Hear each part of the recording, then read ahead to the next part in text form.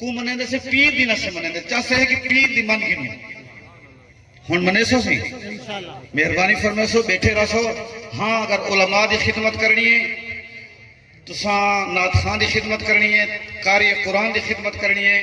یہ نوجوان حضرات ہیں انشاءاللہ تعالیٰ وہ توارے کو پہنچ رہے سن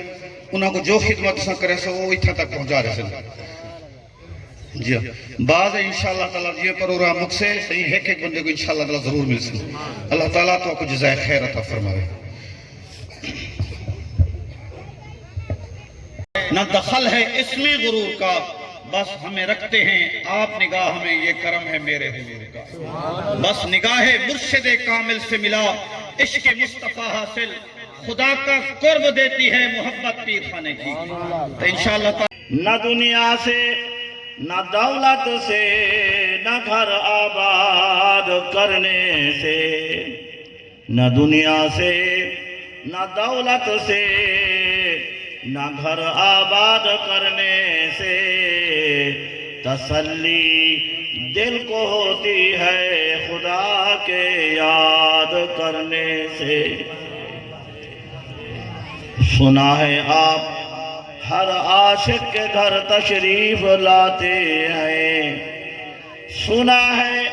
یا رسول اللہ یا حبیب اللہ سنا ہے آپ ہر عاشق کے گھر تشریف لاتے ہیں ہمارے گھر میں بھی ہو جائے چراغ یا رسول اللہ میرے نہایت واجب الاحترام بزرگوں عزیز دوستو یہ جلسہ میلاد مصطفیٰ صلی اللہ علیہ وسلم دا بابرکت جلسہ ہے لجبال نبی نے فرمایا کہ قیامت والے لیے ایک خاص نشانی اللہ تعالی حضور دے غلام کو عطا فرمائے چہرہ بھی چمکتا ہو سے ہاتھ بھی چمکتے ہو سے پیر بھی چمکتے ہو سے تو لجبال نبی نے فرمایا کہ میں اپنے غلام کو سننے سا بھی صحیح حضور نے کیا فرمایا میں اپنے غلام کو سننے سا بھی صحیح بلکہ بعض خوش قسمت حضور دے غلام ہو سے کہ جنہاں دا ہاتھ پکڑتے حضور جنت دے اندر کے جیسا وہ عاشق کہتے کہ ہم رسول اللہ کے جنت رسول اللہ کی ہم رسول اللہ کے جنت رسول اللہ کی حضرات ذی احترام مقصد مطلب یہ ہے کہ ڈر تھا کہ اشیاء کی سزا اب ہوگی یا روز جزا بندہ ڈر دینا یار میں مسلمانہ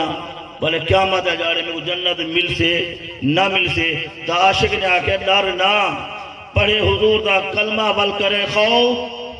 پڑھے حضور دا کلمہ وال دل وچ ڈر تو حضرات ذی احترام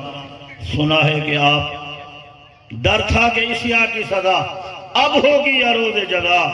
دی ان کی رحمت نے صدا یہ بھی نہیں وہ بھی نہیں وما علیہ الا البلاغ المبین